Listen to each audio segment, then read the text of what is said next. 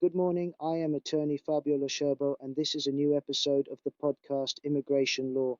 In this episode, we examine a particularly significant judgment delivered by the Tribunale Ordinario di Bologna on 12th of December 2025, entered under General Register number 13822 of 2025, which addresses in a clear and structured manner the issue of complementary protection based on the right to respect for private and family life pursuant to Article 19 of the Italian Consolidated Immigration Act. The case concerns a foreign national who has been living in Italy for many years and has built a life that is now firmly rooted in the country. The police authority had rejected the application for complementary protection, relying on the negative opinion of the Territorial Commission and considering the level of social integration to be insufficiently demonstrated. The Bologna Court, by its decision of 12th of December 2025, upheld the appeal and reaffirmed legal principles that should by now be well established, yet continue to be disregarded in administrative practice. First and foremost, the Court clarified that complementary protection does not require proof of a risk of persecution or of inhuman or degrading treatment. The core of the assessment lies elsewhere.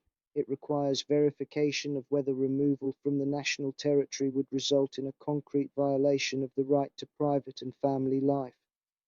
This right is not limited to family ties in a strict sense, but encompasses the full range of social, emotional, and working relationships that a person has developed over time. In the case at hand, the court placed significant weight on very concrete factual elements: long-term residence in Italy, the stable presence of the family unit, the children's school attendance, employment activity, even if characterized by seasonal discontinuity, and housing autonomy. Taken together, these factors outline a genuine and structured life project which cannot be disregarded on the basis of abstract or purely formal assessments.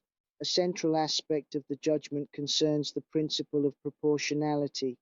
The Bologna Court recalled that the removal of a person who is already integrated into the host society may be justified only where there are concrete and current reasons relating to national security or public order. In the absence of such reasons, uprooting the individual from the social and personal context built in Italy amounts to an unjustified interference with fundamental rights, contrary to Article 8 of the European Convention on Human Rights.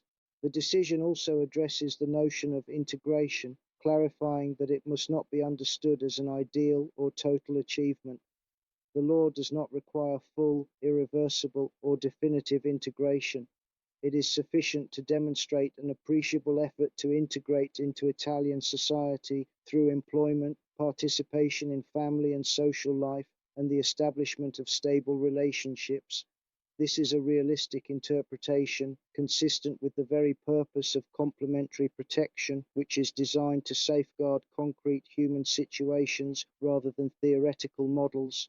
Of particular importance is the reference to the transitional legal regime. The court reiterated that since the application had been submitted before the entry into force of the so-called Cutro Decree, the previous legal framework continues to apply. As a result, the applicant is entitled to a residence permit with a 2-year duration, allowing employment, renewable, and convertible into a work-related residence permit. This aspect is often overlooked in administrative practice, yet it is decisive for the everyday lives of those concerned.